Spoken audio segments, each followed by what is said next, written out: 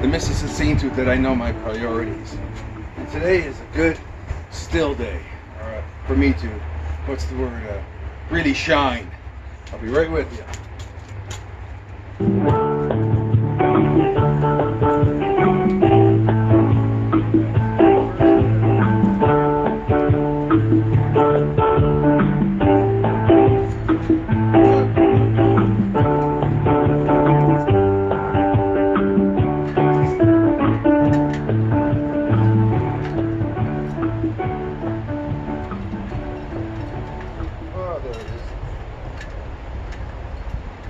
I gotta remember to put a stick in there before the snow flies.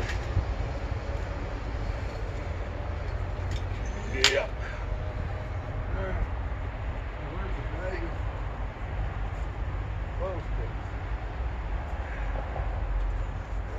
Gonna go consult with the missus.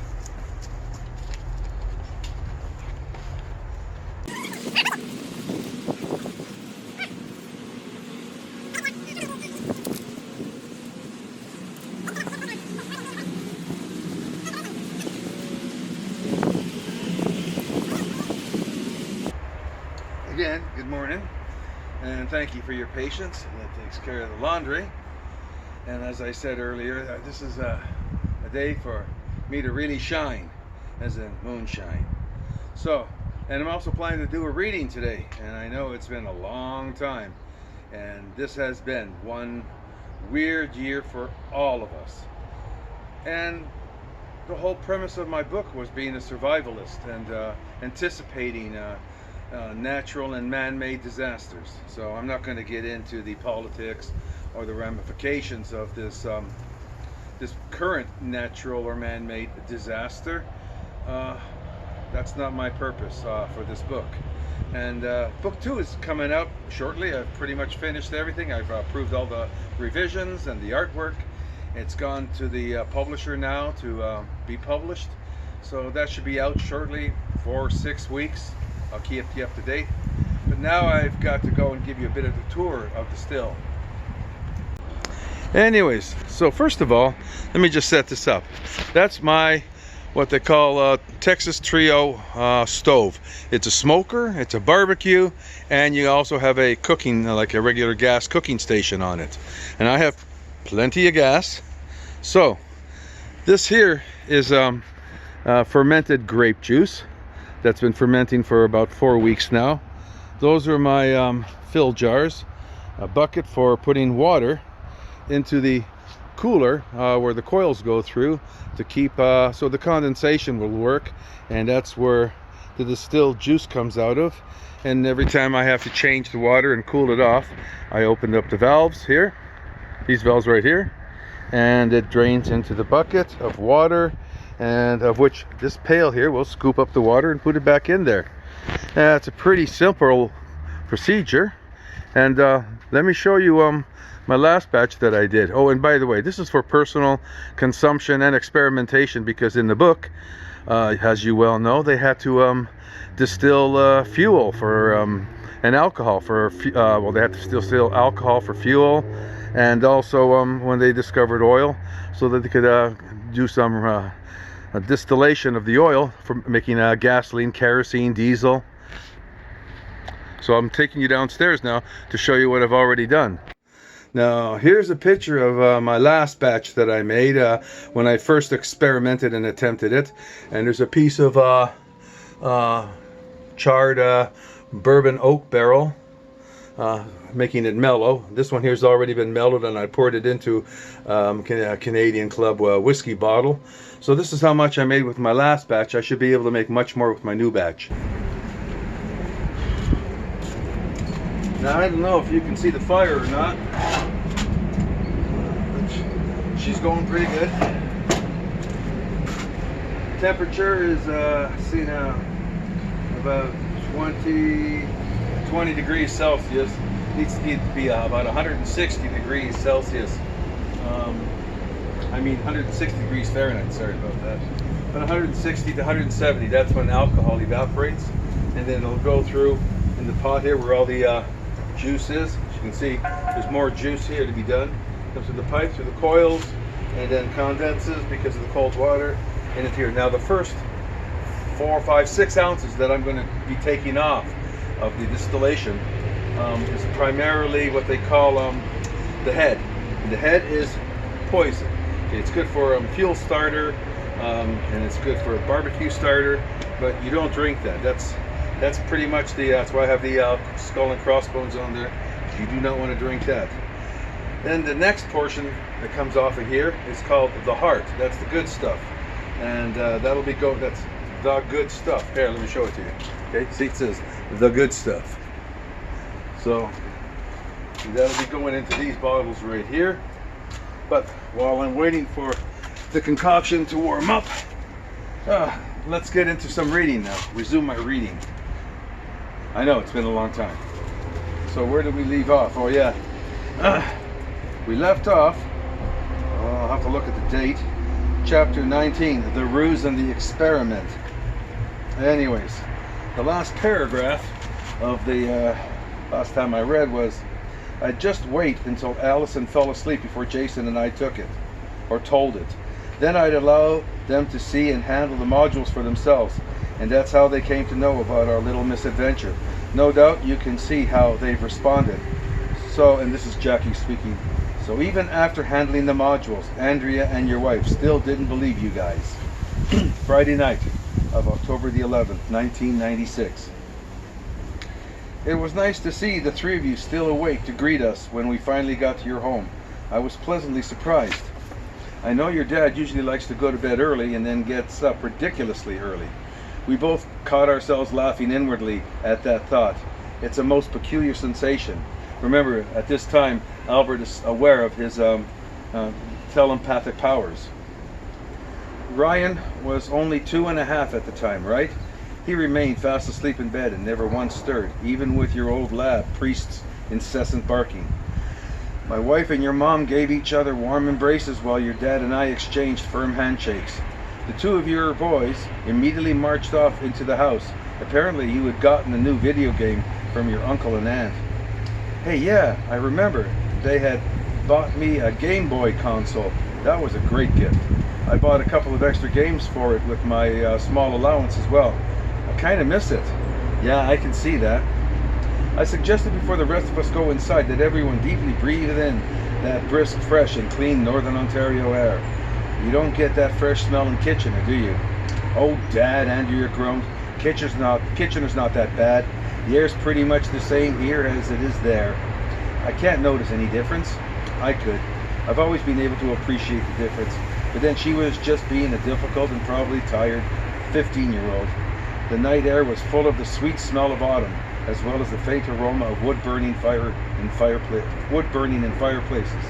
I think the rest of us all felt a twinge of homesickness for the great white north. Sans the winter stuff, of course. What you had up there was something I sorely missed down south. I always wanted my family to appreciate the joys of the great outdoors, and I never missed an opportunity to remind them. After a couple of minutes of taking in all that the night had to offer, we marched inside to the inviting warmth and light, as well as waiting beds for the youngsters. Before going off to bed, Allison came over to give me a kiss and said, I could smell the air, Dad. It was really nice and smoky. I gave her an extra big hug. Meanwhile, inside our car, the two modules sat loosely in an open box on the back seat, nervously waiting their cue to make an entrance. You'll know more about that about the modules. I recalled the small talk dominating everyone's conversation, which was brief because we were all tired and anxious for bed. The tour of the new house, and I quote the new house and garage, was postponed until the following day, and not until after breakfast, of course. Your mother appeared much more at ease around everyone, even me, and showed no signs of agitation. But then the topic of our last meeting in August never entered into our conversation. I wondered at first if your mother had perhaps forgotten, but she hadn't been exposed to the modules long enough to suffer that one small side effect. It was rather curious, though. That's when I happened to notice a couple of dog-eared paperbacks strategically placed on the coffee table. Okay, now again, I'm talking telepathically to Stevie. I recognized both authors and books. UFOs and Their Mission Impossible by Dr. Clifford Wilson, and Sons of God Returned by Kelly Seagraves. I actually had both those books in my library, plus a few others. I also knew the information in those books wouldn't invalidate our experience or what we had witnessed. But, being familiar with the premise of those books, I realized your mother was searching for definitive answers to a troubling dilemma for which even I still had no answers. I decided to put off that inevitable confrontation to a later date when I was better prepared for it and your mother was more receptive to other possibilities besides demonic apparitions and ectoplasmic manifestations. The world should be as black and white as many staunch and intolerant fundamentalists purpose. Life would be so much easier, but it isn't, as your mother eventually found out. You know, Steve, throughout all of history, the church always seems to wrestle with conflicting evidence or information, either by hostility and suppression or through condemnation and obstinacy. Consider the persecution of Copernicus and Galileo, then the church's resistance in accepting China's antiquity because their history timeline conflicted with that of the Bible's. And let's not forget those zealots in the late 19th century who declared the invention of the bicycle as a demonic contrivance, whereas I personally consider computers a demonic contrivance. Anyways, I mean really, Galileo wasn't exonerated until the late 20th century. How stupid is that? Now computers, they truly are demonic contrivances. Let me put this down for a second and check the temperature. Okay, 30 Celsius. Looking good. Your mom and I discussed her crisis of faith earlier today, and I know she'll come to a suitable resolution in no time. She now has more resources to draw from than most church bookstores. So how come you have so many books if you're just a truck driver? I never knew truck drivers needed to know all that stuff. I didn't know they were required to be able to read. But seriously, Mr. Meisner, have you actually read them all? Boy, are you funny, and are we ever off track? I'll make it quick. My original ambition was to be a missionary or a Bible teacher. When I ended up becoming a truck driver, don't ask me why. The habit of reading and research remained with me. Winning the lottery provided me the means to purchase books that caught my interest, and no, I haven't read them all. So now, Steve, where were we? Don't worry, I know where we are. I'm just messing with your mind. Ha ha ha. Oh yeah, I was thinking. I don't know about the rest of you people, but I had a long drive, and a warm, soft bed would be greatly appreciated. You can take that as my idea of a subtle hint. It wasn't much longer when we were all shown to our rooms and cordially instructed to get a good night's sleep. I know Jason and I slept soundly, but Bernie and Andrea had a more fitful sleep that night. Allison complained in the morning of Andrea's tossing and turning and stealing all the covers on the bed they shared. I noticed Bernie's side of the bed in complete disarray. The reason was obvious to me. I figured they'll sleep much better after tonight. It was your brother Ryan and Priest who were the first to awaken the next morning. They even beat your dad. Then again, it was the long weekend, wasn't it? Of course, your mother wasn't long behind your little brother. She had to ensure that he didn't get into more mischief than warranted for a terrible 2-year-old. That's what we parents call children 2 to 3 years old. Bernie, who was generally the late sleeper, got up before the rest of us when she heard your mom and brother were awake. It's a woman maternal thing, even if the children aren't her own. When Bernie stepped into the kitchen that morning, she told me how your little brother and Priest were scarfing down their respective breakfast as if they hadn't eaten in days. Your mom had her back turned to Bernie while she was standing by the stove. It was easy for everyone to guess by the delicious odor emanating from the kitchen that your mother was preparing bacon, sausage, home fries, and eggs for everyone. Good morning, greeted my wife. I can hear from Bernie's greeting it is less than enthusiastic. I heard you were up and thought I'd come and give you a hand. Oh, good morning, your mom replied. Yes, I guess I could use your help. Did you sleep all right last night? Before my wife could give your mom an answer, your mom suggested she set the table and then buttered the toast. I'm just about to make some coffee for the men. I've got tea in the pot steeping for us. That reminds me, I forgot I'm supposed to have a coffee inside. I'll be right back. Let me put it at a stop right there and check the temperature. Okay, 40 Celsius. I'll be right back. Got my coffee. Oh, that's better. 45 Celsius. Okay. I'll know things are cooking when stuff comes out of there. Okay, excuse me.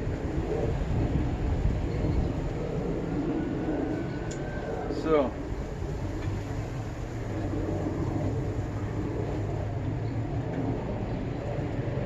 yeah, coffee and toast. Now she has to butter the toast, get the coffee ready. I'm glad to see you have your priorities straight. Tea first for us, coffee for the men second. Bernie joked and then exclaimed, "Oh, and my sleep was kind of so-so. I guess it's sleeping in a strange bed the first night. Now you'll have to tell me where all your dishes are. I'm not familiar with your kitchen or your house yet." After breakfast, you promised to give me and the girls a more complete tour, she then added.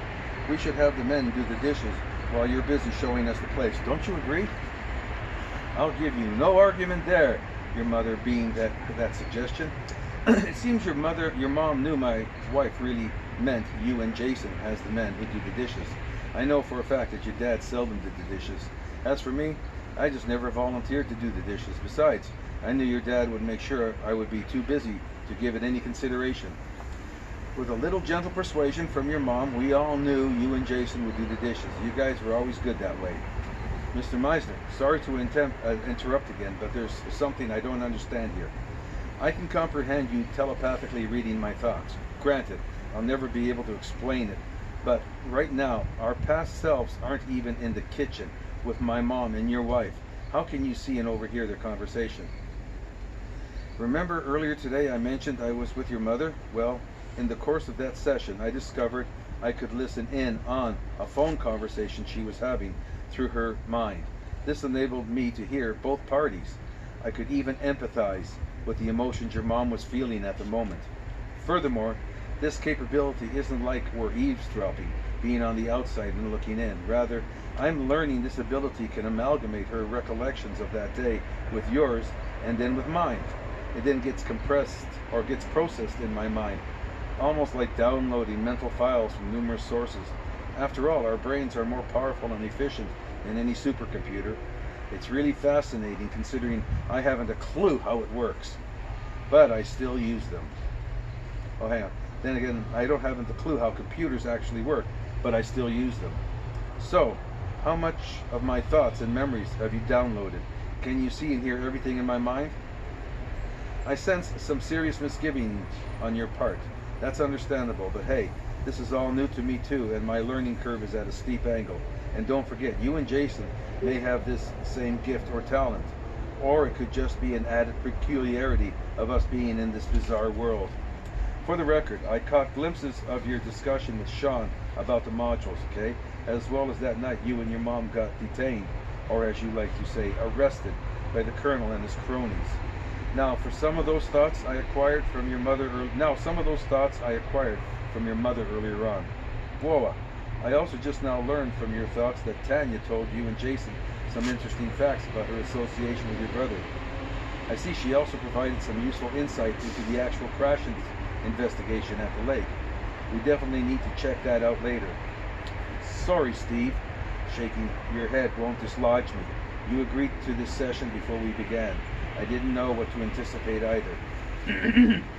Mr. Meisner, can we try to stay with the program right now and see if we can get more answers about our predicament? We can discuss the merits and liabilities of this kind of weird attribute later. Agreed. Check it out. Your mother's thinking right now. It's going to be a real pleasure having 3 other women here. Well, 2 were girls, but then again, so weren't we all. Imagine 4 women in one house this whole weekend. That will balance the equation around here. Hallelujah! It is kind of neat and a little bizarre being able to see and feel Mom's happiness with having your wife and daughters visit her. I guess having this power is okay if it's used properly. Oh, now my mom seems troubled about something. Did Al ever discuss with you the trip he and the boys made this summer? Did they ever say they saw anything unusual on their drive? Not to worry you, but did Al mention what happened the evening they had supper here? As a matter of fact, he did. Al brought those what does he call them again? Modules, stammered Jackie. There was actual panic in her eyes. They're here? Yes, that's right. The modules, those things are with us. He showed them to us last night on the trip here. They're in the back seat of our car. That had to be the craziest story he ever concocted. You know, gotta check. Oh, she's starting to drip through. Hang on for a second. Let's see what the temperature is. Oh, the water's still good. And it's almost 150. Do a little bit more reading. Okay. Even Jason played along. Do you believe it? At least it kept me and Andrea occupied and made the trip go fast. We both could see Jackie was completely dumbstruck by my wife's revelation. I could empathize, discerning a profound sense of isolation sweeping over her. I could also sense Steve developing feelings of remorse for his mother's anguish, even though this whole episode was taking place in our distant past and wasn't actually happening at the moment. It was time for me to attempt something novel with my newfangled powers. I perceived that Steve was drifting off too deep into the trance, and I needed to reestablish his connection to our present reality. Taking a cue from my favorite TV show, which I will now sorely miss, I mentally slapped Steve in the back of the head, just as Gibbs' character on NCIS would have done. It actually worked. To say he was shocked and astounded at the same time would put it mildly. This learning curve is moving ever upwards. Welcome back, Steve. You're going to have to control your emotions if we're going to continue this session, I admonished him. Otherwise, I'll discontinue it now. I've drawn enough material from your thoughts to continue on my own, but wisdom dictates I conduct it with backup. That's you for the moment. I'd like to continue, Mr. Meisner. Sorry about that lapse. What actually would have happened if you hadn't? That was really weird, by the way, slapping me in the back of my mind's head. I'm not exactly certain, Steve, but you'd probably lose all sense of objectivity and continuity, becoming incapable of distinguishing past from present. You might also prevent the both of us from being able to exit this sequence. So what would happen if we couldn't escape our trance? I don't know, I answered truthfully. Worst case scenario, we either become mental zombies, just not the flesh-eating kind, or our brains explode. Hang on for a second while I, again, check on my concoction. All right, buddy. Still about 150.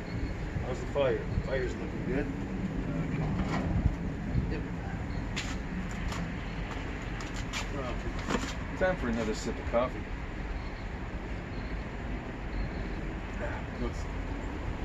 Okay. I'm a big supporter of Louder with Crowder. It's a great TV show on YouTube. Anyways, where was I? Okay. Once again, we found ourselves laughing inwardly, and I'm guessing outwardly as well. In this state of mind, it was actually hard to distinguish which we were doing. Humor can be a potent elixir, more than either drugs or alcohol, in putting people at ease. Oh, speaking about alcohol. Anyways, your dad and I would have simultaneously marched into the kitchen had the opening from the hallway being wide enough. As our bedrooms were across from each other and we were both exited from them at almost the same time, him turning left, me turning right, I had to follow. He chortled rather smugly. Your dad and I didn't have to say anything by the expression on our faces. That was sufficient greeting for the both of us. We were both drawn by that wonderful combined aroma of frying bacon, sausage, home fries, and eggs, all emanating from your mom's kitchen.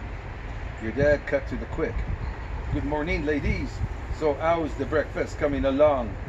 She smelled good in here. I was more cordial. G'day. Good morning, Bernie. Morning, Jackie. It looks like it's going to be a nice weekend to be sure. Sure does smell good in here. Well, that's enough small talk. When do we eat? My interests were the same as your dad's. Food. You men go ahead and sit down. Bernie and I will get your plates ready. You can pour your own coffee. Everything's on the table. It wasn't long after the rest of the kids, drawn by the same enticing aromas, joined in and added to the breakfast mealy. By the end of breakfast, we all must have wolfed down almost 24 eggs, a dozen hickory smoked sausages, and a pound of maple cured bacon. And let's not forget those exquisite biscuits. Your mom always made a mean plate of buttermilk biscuits. For sure, but I remember having the waffles Mom toasted that day. We ate biscuits a lot, so I preferred waffles on Saturdays, even if they were store-bought. She even brought out the real maple syrup for you guys. Not that corn syrup shit with artificial flavoring. it was a good thing your Thanksgiving dinner wasn't until Sunday. There wouldn't have been room for a big supper that day. Okay, so I hear gurgling. I'm going to stop that for the moment.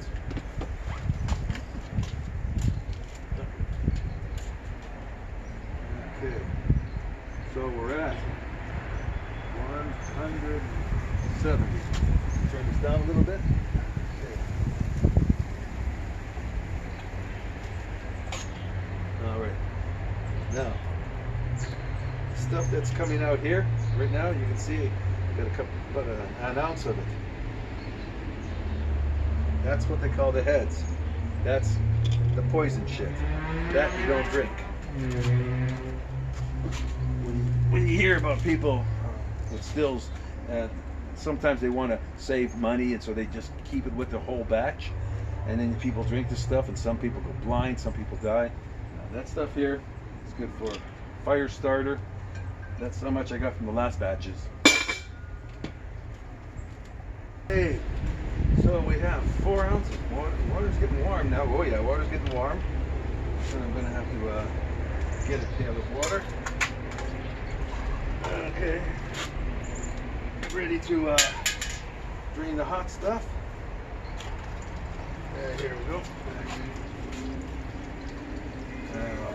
Wait till the more or less drains. Okay. Now, that's about 5 ounces. Okay, so.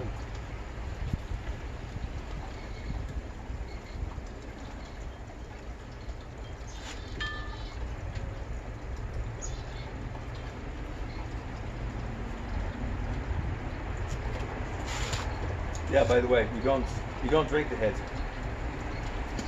You taste it to see how bitter it is, and then you spit it out. So here we go. Okay.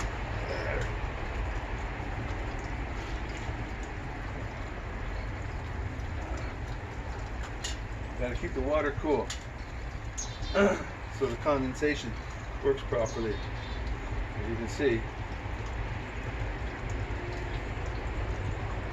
how's the temperature? Temperature's still good.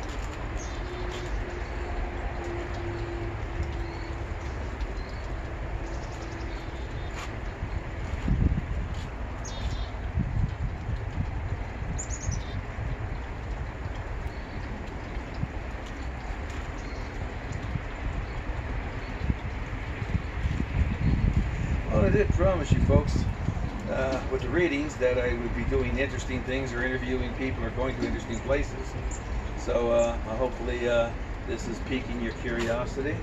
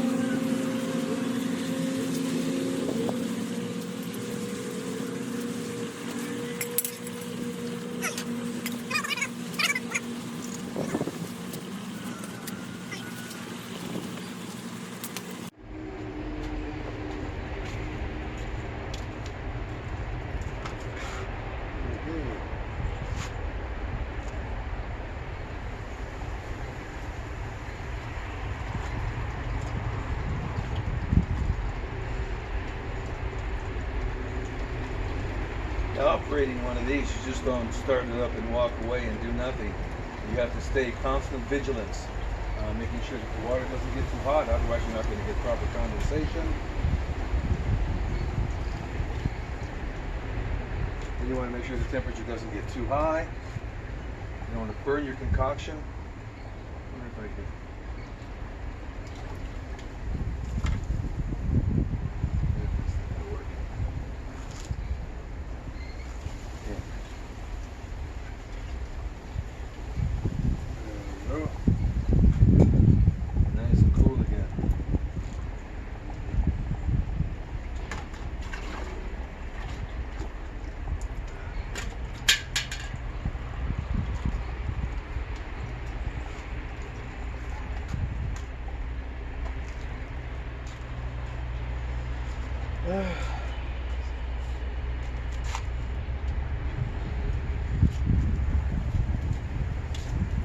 I'll resume my reading once I get things under control again.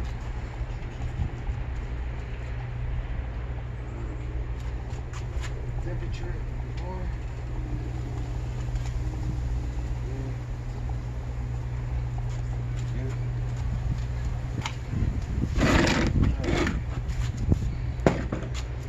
The other thing I have to do is get this, because it's quite heavy. I'm not going to put into that pot there. So I'm going to get it into here.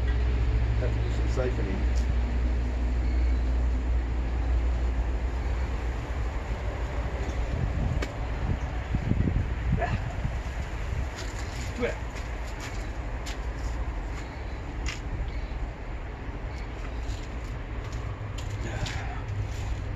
Okay, that's looking good.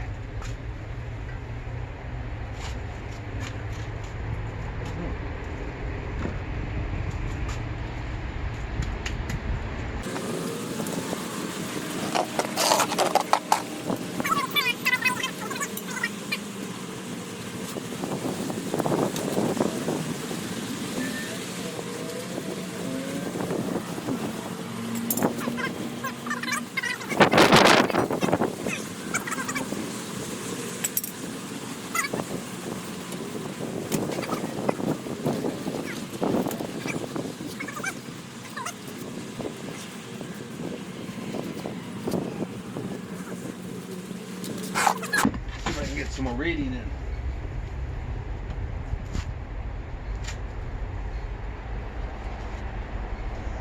Anyways, blame it on that fresh air, that fresh country air for increasing our appetites. Sorry for leaving you and Jason at the table to clean up the dishes. Your dad was insistent I accompany him to the garage. 12 years later and I'm still being taken advantage of. You know, I'm definitely going to test this out on Jason later on. You don't mind, do you, Mr. Meisner? Knock yourself out, Steve. Just not literally. And don't slap my son too hard, okay? Now, you'll have to follow the next sequence of events through my thoughts, as you weren't with me and your dad at the time. That will require some effort on your part, as well as me allowing you to access my mind. Yes, that's right. I can exclude you if I so wish. Right now, we're not here for mental jousting. And no more slapping, I promise. So pay attention. Just not too much attention. As your dad and I were finished eating before our wives and you guys, he had me excuse myself and we both headed towards the garage. I made a detour to the car and retrieved the box containing the modules. I also got out a bag out of the trunk with some items that would definitely pique your dad's interest in these things. Bill, I think you ought to see this. I'm going to need a cleared area on your workbench and some portable lights. I've brought along some special colored lights to use. And I added, it's got to be real dark in there, if that's possible. That will not be a problem, my friend, he replied as we entered the garage. Your dad immediately cleared off a section of the large steel workbench and went to get two handheld extension work lights. I placed each module upside down with their three rubbery prongs facing up. Using small wire alligator clips, I alternately connected one of the module's prongs to the other's corresponding prong, much in the same way you do connecting several batteries. I had previously mentioned to your dad how I had accidentally discovered this application while experimenting with them the weekend Bernie and Andrea were gone to her sisters, and Jason and Allison were at my sister's.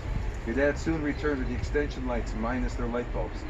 Are we planning to keep all them women out? He asked. If so, I had better lock the door. That won't be necessary, I exclaimed, as I pulled out one soft pink and one soft green light bulb from the bag and proceeded to screw them into the sockets. Okay, Bill, plug them in and turn off the garage's lights. The blinds were still closed, so little sunlight penetrated the shop. I carefully turned the modules over and switched on both extension lights. I had to hold the lights up at just the right angle.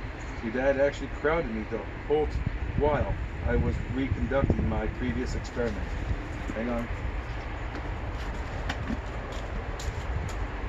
Water's getting hot. Temperature's good.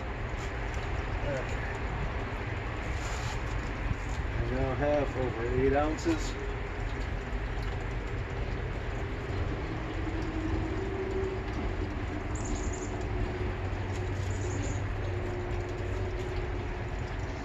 By the way, this whole process is going to take, several hours, so it won't be a several-hour video. I'll try to make it. I'll try to edit it and speed up the process if I do it. Haven't figured that out yet.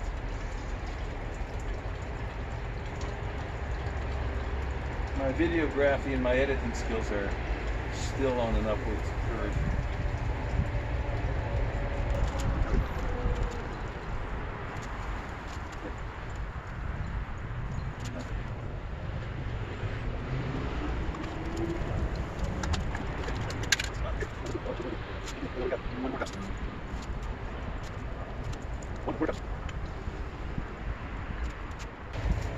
Okay, now the question might arise, how do you know when it's done? Because I can't see inside the pot. That's why I have this little sampling spoon here. Every so often you sample a little bit. Whew. Don't drink too much of it. You won't be driving anywhere. But as long as it remains extremely strong, stuff's usually about 100 proof, then you're still getting the body. Once it starts tasting weak, that's called the tails. That means you pretty much extracted whatever alcohol you can from the concoction. Oh, by the way, oh boy. Oh, that was really stupid of me. Okay, in case you were wondering what all the commotion was about, why didn't you guys inform me? Let me know that, it was overflowing. I figure I spilt maybe about, I don't know, a couple of cups of grape juice. It's not a great loss because this jug was only about so full. Now this one here is big time full. Put the cap on that for now. Okay. Silly me. Not paying attention or doing too many things at once. Reading, videotaping, moonshining.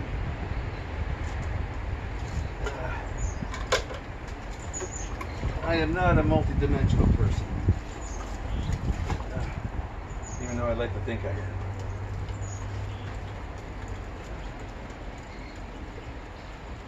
But I'm still having fun.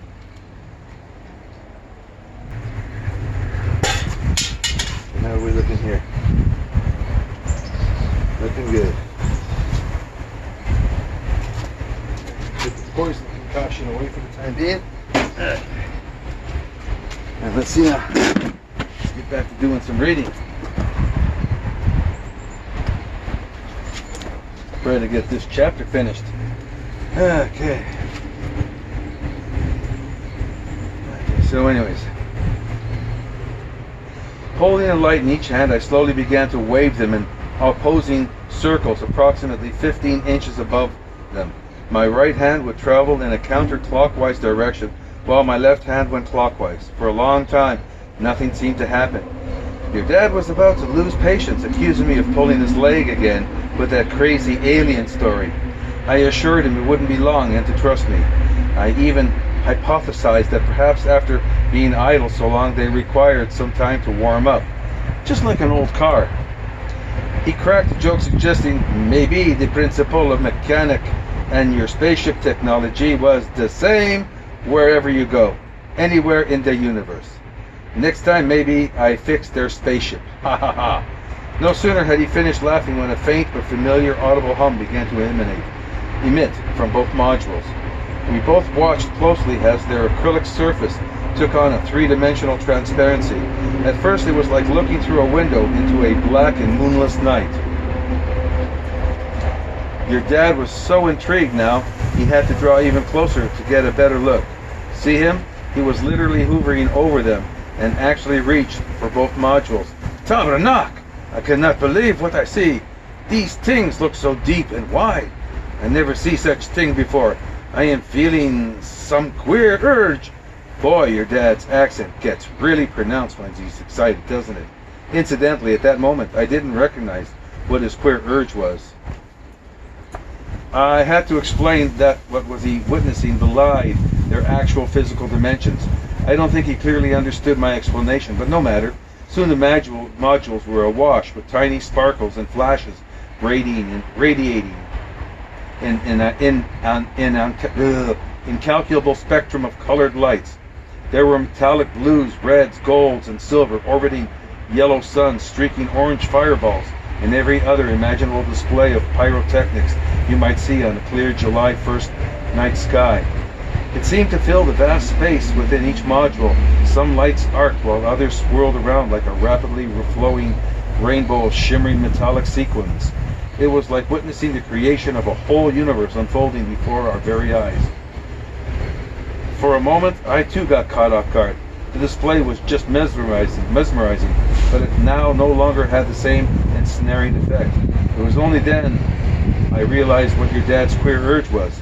With a firm grip on his shoulders, I yanked him back before he could grab either of the modules. I had to snap him out of his trance-like fascination with a body shake and sharply admonish him, "Whatever you do, don't put your fingers in those two holes." That was the mistake I made when I conducted my personal experiment at home. What exactly happened, Mr. Meisner? And now, check the temperature again. Alright. Oh, not bad, actually. Temperature's still good?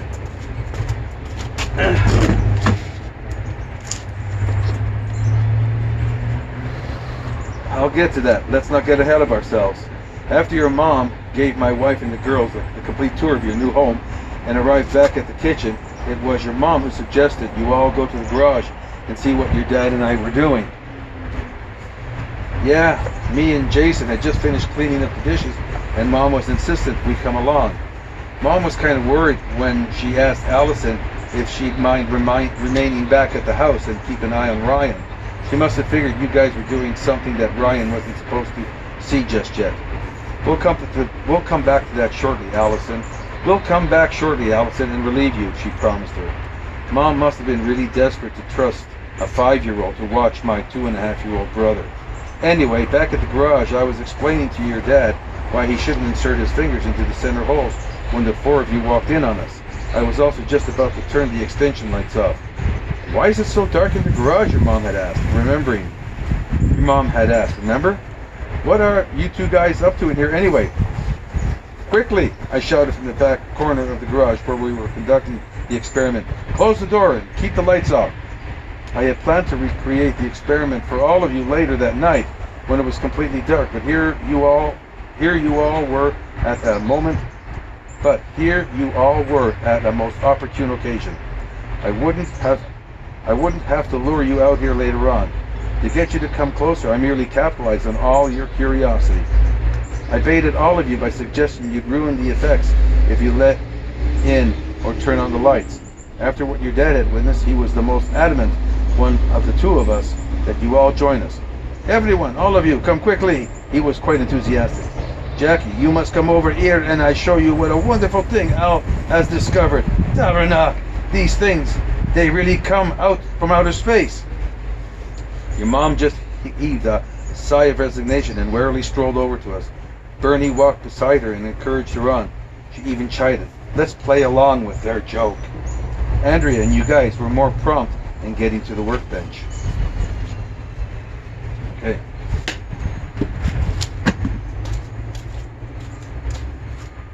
On again. Yep.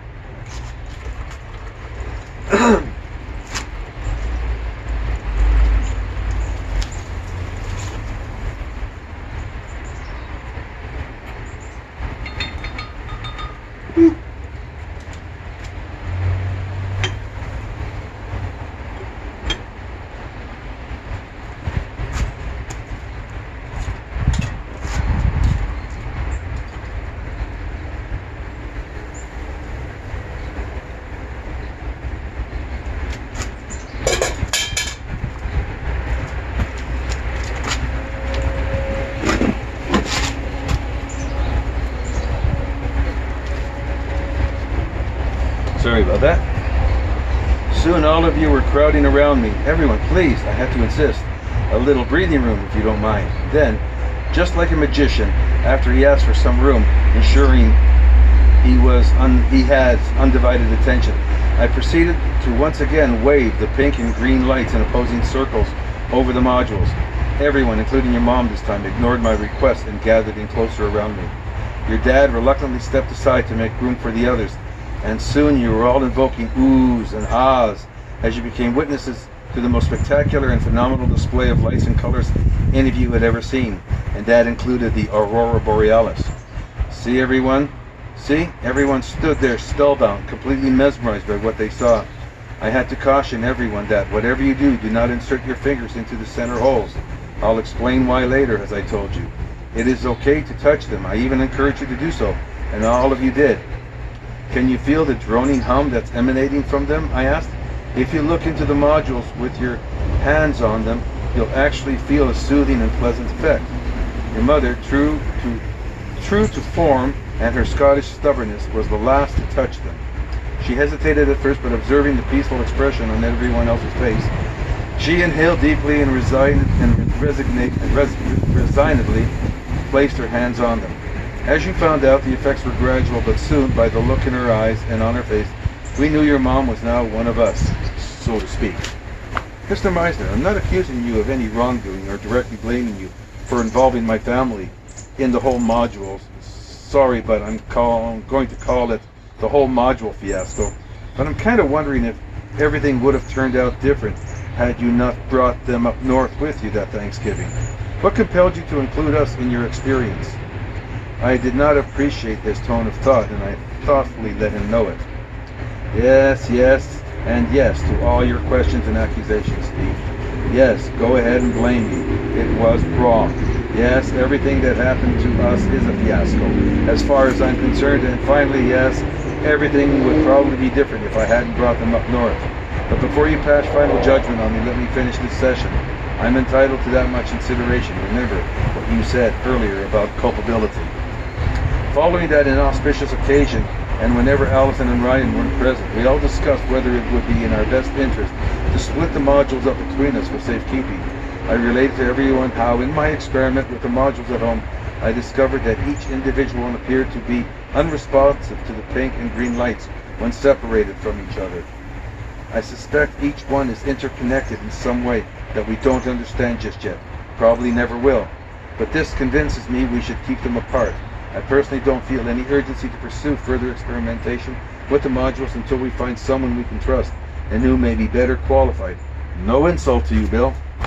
Not taken, my friend. I am goddamn good mechanic. Oops, your dad got caught swearing. He now had to face your mother's glaring disapproval, but was quick to amend his error. My apology to all of you for my cursing. I am a good mechanic, and I am most familiar with many things electrical and plumbing. But these things, do they have plumbing? So anyway, these modules go very much beyond everything I come across before. Perhaps yours, he said, turning and addressing me, is the best idea. I reasoned, even if either one were accidentally discovered, what would it appear to be? Individually, each module becomes completely benign and harmless. I asserted that by themselves they're ineffective, and I can easily demonstrate it, but I don't think I need to. Hang on for a second. Well, checking temperature and water again. That's still good. Temperature's still good. All right. How's the sampling?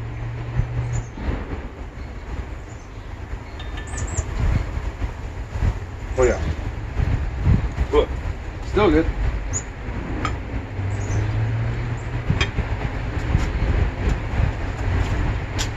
Yeah. We're almost done. The other most important thing in which we all concur is the need for secrecy. At the time, we all felt imperative not to divulge or discuss the presence of the modules to anyone other than ourselves.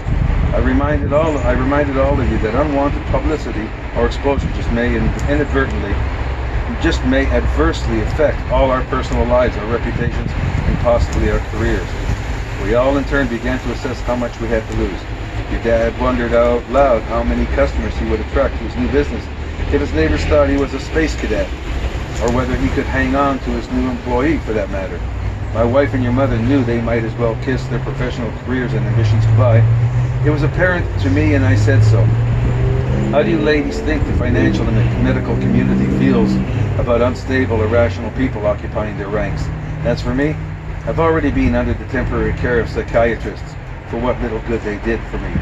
I still find it amusing that both your parents had expressions of shock and disbelief written on their faces. I hadn't realized it, but this little bombshell was something your mom and dad didn't know about me at the time, so I had to explain it to them as well.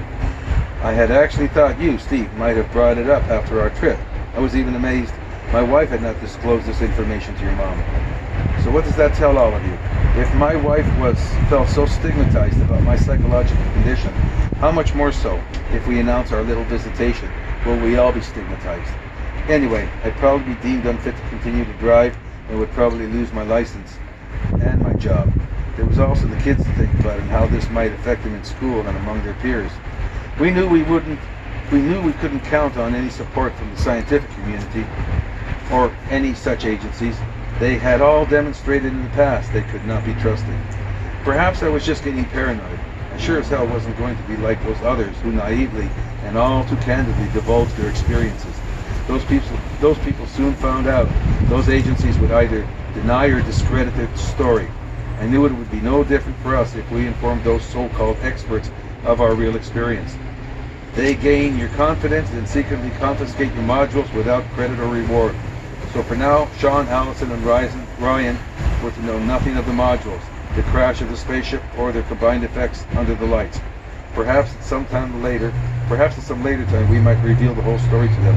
But for now, it would be best to hide the modules and forget about them. Only time will tell if we made the right decision. So therein lies your answer to the big question, Steve. No, we did not make the right decision. No, we didn't, did we, Mr. Meisner? And that ends chapter 19. Next time I read will be the Confessions Keep On Coming, chapter 20. So on that note, checking the water, it's getting hot, turn it off. I'll turn on the drain. Scoop over back to the water.